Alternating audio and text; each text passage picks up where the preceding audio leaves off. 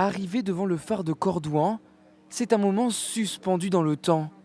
Ces touristes sont des pionniers, les premiers à visiter l'édifice après son inscription au patrimoine mondial de l'UNESCO. Les 300 marches de l'escalier, elles, n'ont pas changé, mais en haut, tous ces efforts sont oubliés. C'est juste phénoménal, c'est un truc de malade. Donc ça se mérite, mais une fois qu'on est en haut, on sait pourquoi on l'a fait. Et c'est que du bonheur. C'est un monument qui en vaut vraiment la peine, tant architecturalement parlant qu'au niveau historique.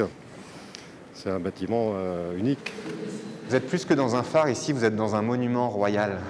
Un phare royal, construit sous Henri IV au début du XVIIe siècle, enfin reconnu comme patrimoine de l'humanité, l'assurance de sa conservation. L'inscription au patrimoine est d'autant plus importante qu'en fait, elle va permettre d'avoir un suivi encore plus important que celui qu'on a mis en place depuis une vingtaine d'années. Et on va faire en sorte que les générations futures puissent continuer dans cette idée de magnifier ce superbe édifice. Pour sa candidature, le monument a pu compter sur sa singularité, le seul phare encore habité en France. 2 gardiens vivent ici et se relaient 2 par 2. Aujourd'hui, ils ne se chargent plus d'allumer le phare, mais assurent son fonctionnement. Et vivre sur le phare, c'est vivre dans un autre temps. Ici, c'est grand luxe dans ce phare. On a chacun une chambre attitrée. Et c'est des chambres, tu vois, toutes ces boiseries là datent du 19e. Là. Je pense, un sentiment de reconnaissance, mais c'est pour lui, hein, pas pour nous. Nous, on n'est pas classés, il me semble, il n'y a que le phare. Mais non, c'est une reconnaissance à l'international, il le mérite. Il est exceptionnel pour tout un tas de raisons.